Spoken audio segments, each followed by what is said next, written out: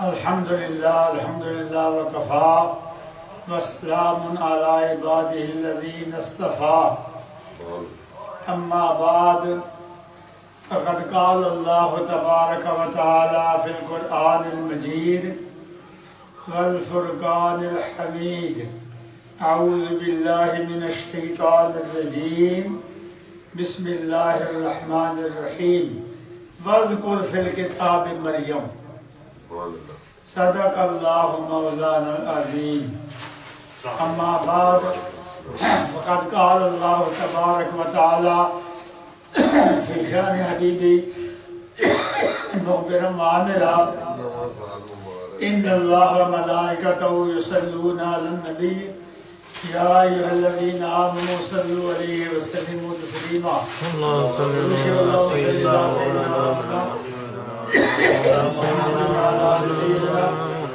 مولانا محمد وبارک وسلم وصلی علیہ اور یا صلاۃ والسلام علیک یا سیدی یا رسول اللہ علی آلک و اصحابک یا سیدی یا حبیب اللہ۔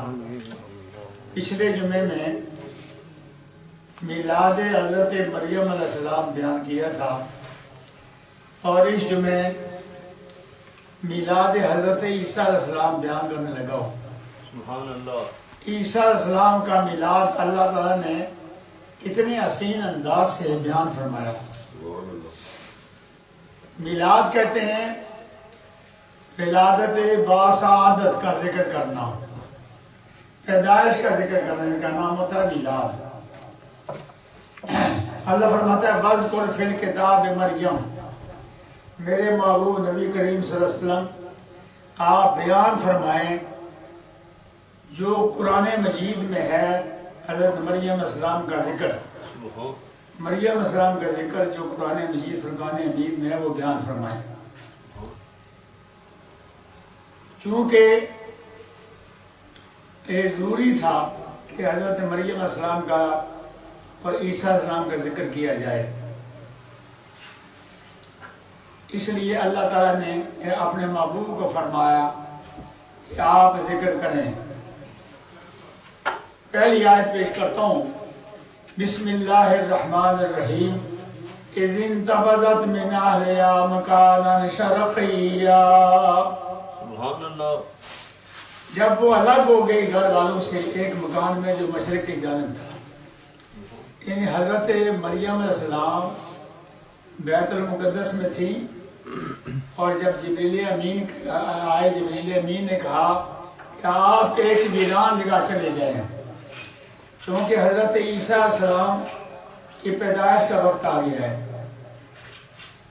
آپ کی تشریف آوری کا وقت آ گیا، لہذا کسی ویران جگہ الگ چلے جائیں۔ اللہ تعالیٰ نے جو ارشاد فرمایا مریم علیہ السلام کا ذکر فرمائیں، چونکہ مکہ شریف میں عیسائی بھی تھے، عرب ملکوں میں بیت المقدس میں بھی عیسائی تھے، اور آج بھی کثرت سے عیسائی ہے، لہذا ان مقدس ہستیوں کا بیان کرنا ضروری ہے۔ حضرت مریم علیہ السلام حضرت زکریا علیہ السلام سے دینی تعلیم حاصل کرتی تھی، مسجد اقصی میں ایک کمرہ تھا جہاں رہتی تھی۔ پھر دوسری آیت پیش کرتا ہوں، فرمایا فاتخذت من دونہم حجابا فارسلنا الیہا روحنا فتمثل لہا بشرا سویا۔ پس بنا لیا اس لوگوں کی طرف سے پردہ، پھر ہم نے بھیجا اس کی طرف جبرائیل علیہ السلام کو، پس وہ ظاہر ہوا اس کے سامنے ایک تندرست انسان کی صورت میں۔ جبرائیل امین انسانی صورت میں حضرت مریم علیہ السلام کے پاس آئے تو حضرت مریم بولی میں پناہ مانگتی ہوں رحمان کی تجھ سے، کیوں؟ قالت انی اعوذ بالرحمن منک ان کنت تقیا۔ اے جبرائیل امین اگر تو پرہیزگار ہے، اگر پرہیزگار ہے تو میں اکیلی ہوں، میں تنہا ہوں، اور جبرائیل تو آپ غیر محرم ہیں، غیر محرم کو آپ کیسے دیکھ سکتے ہیں؟ تو حضرت جبرائیل امین نے کہا آپ پریشان نہ ہوں، میں عام انسان نہیں ہوں، میں اللہ کے جانب سے بھیجا ہوا فرشتہ ہوں، اور میرا نام جبرائیل ہے، میں آپ کے پاس کیوں آیا ہوں؟ قال انما انا رسول ربک لأہب لک غلاما زکیا۔ جبریل امین نے کہا میں تیرے رب کا بھیجا ہوا ہوں تاکہ میں عطا کروں تجھے ایک پاکیزہ فرزند۔ جبریل امین نے کہا اللہ تعالیٰ کے عطا پر میں تجھے فرزند عطا کرتا ہوں۔ اگر اللہ تعالیٰ جبریل امین کو اختیار دیتا ہے تو انبیاء کو بھی اللہ تعالیٰ اختیار دیتا ہے۔ اس طرح کے واقعات اولیاء انبیاء سے بھی صادر ہوتے ہیں۔ یہ اولادوں کا جو سلسلہ ہے، امام ابو حنیفہ جن کو حضرت امام اعظم کہتے ہیں، امام ابو حنیفہ رحمۃ اللہ علیہ کے والد ماجد حضرت ثابت علی مرزا کے مرید خاص تھے۔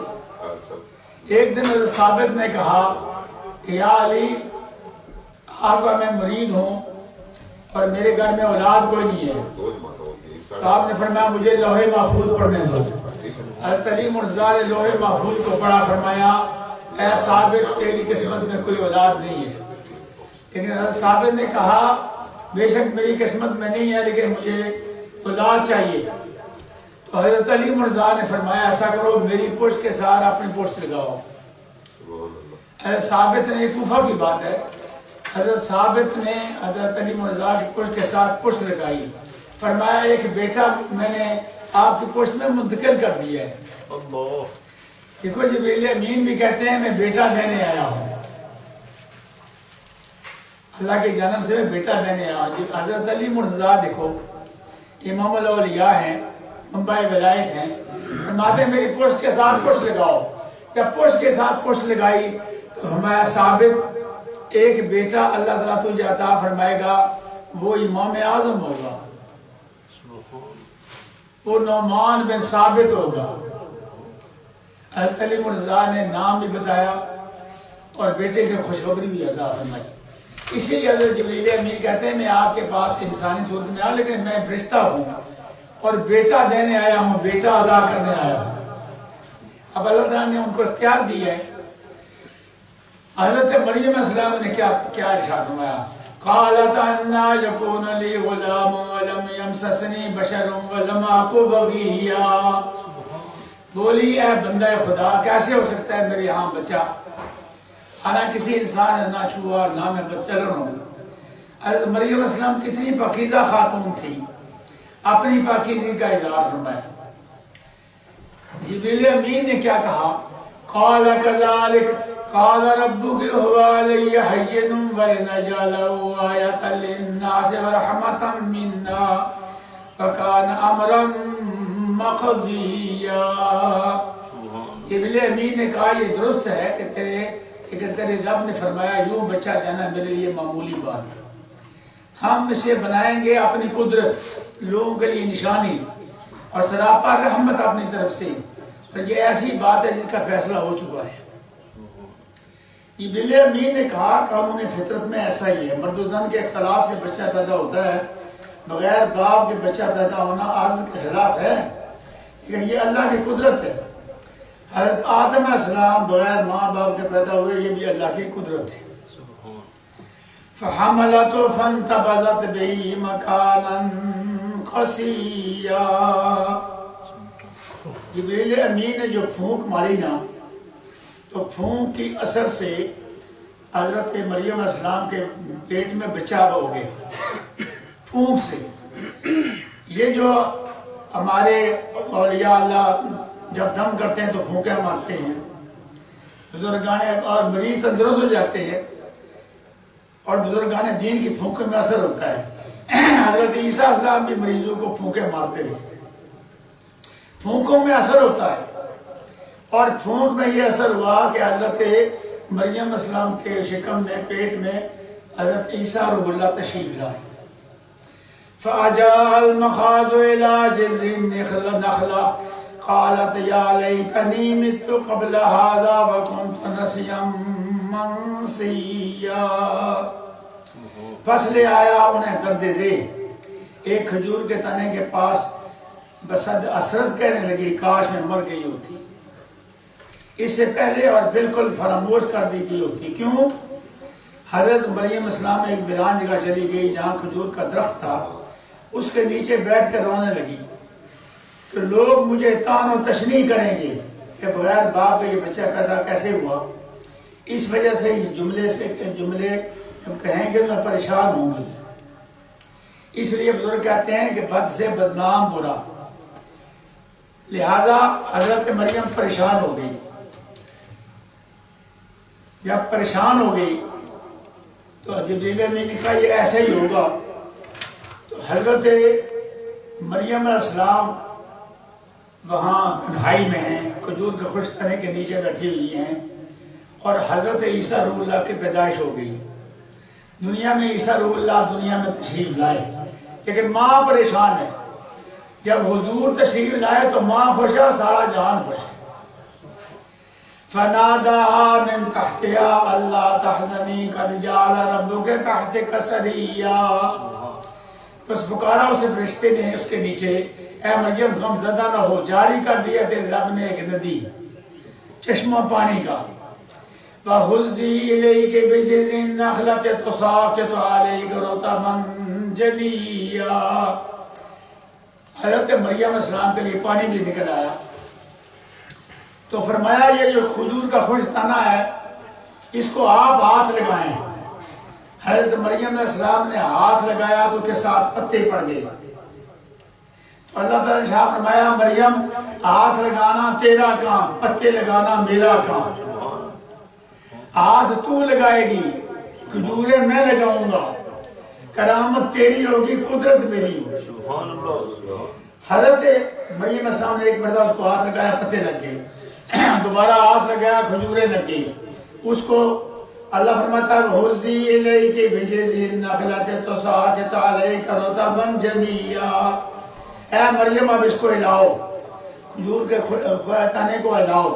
کھجوریں گرنے لگی، آپ نے کھجوریں کھائی۔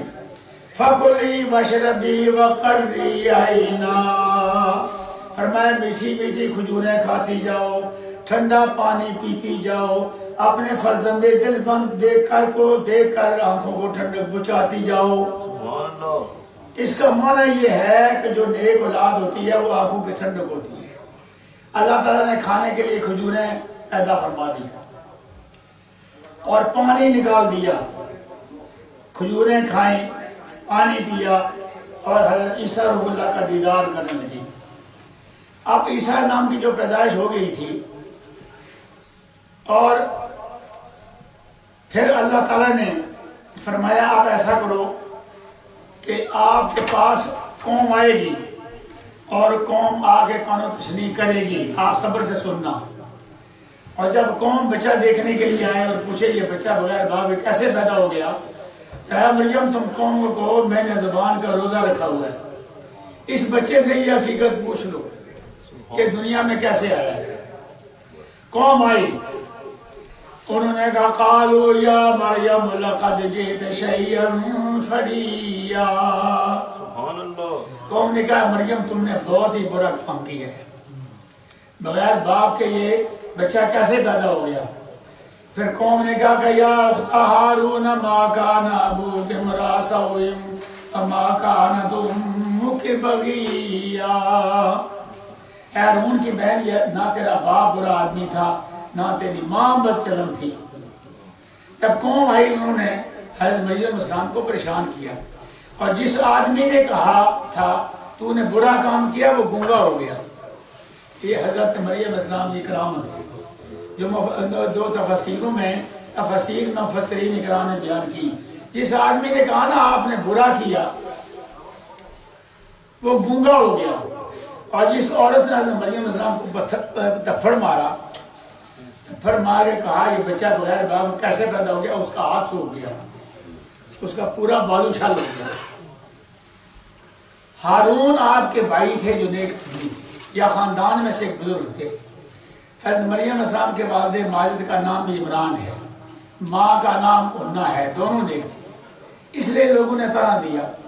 فاشارت الیہ قالوا کیف نکلم من کان فی المہد صبیا، حضرت عیسیٰ اللہ ماں کا دودھ پی رہے ہیں، حضرت مریم علیہ السلام نے قوم کی طرف قوم کو یہ اشارہ کر کے عیسیٰ علیہ السلام سے پوچھو، اس بچے سے پوچھو۔ اب قوم نے کیا کہا؟ قالوا کیف نکلم من کان فی المہد صبیا، قوم نے کہا کیسے اس سے بات کرے، اس سے جو گوارے میں ہے بہت معصوم ہے، یعنی یہ کیسے کلام کر سکتا ہے، اس سے پہلے ہم نے نہ سنا نہ سنیں گے۔ اے مریم کیسی باتیں کرتی ہو، یہ مذاق کرتی ہو کہ یہ بچہ خود اپنا واقعہ بیان کرے۔ اس وقت عیسیٰ علیہ السلام ماں کا دودھ پی رہے تھے اور دودھ پینا چھوڑ دیا اور قوم سے خطاب فرمایا قال انی عبد اللہ آتانی الکتاب وجعلنی نبیا۔ حضرت عیسیٰ علیہ السلام نے کہا میں اللہ کا بندہ ہوں، اس نے مجھے کتاب عطا کی ہے اور مجھے نبی بنایا ہے۔ فرمایا میں اللہ کا بندہ ہوں، میں عابد ہوں، اللہ معبود ہے۔ نمبر 2، لوگ میرے کمالات معجزات دے کر ابن اللہ کا بیٹا نہ کہیں، لہذا میں اللہ کا بیٹا نہیں ہوں، اللہ کا بندہ ہوں، اس لیے فرمایا عبداللہ۔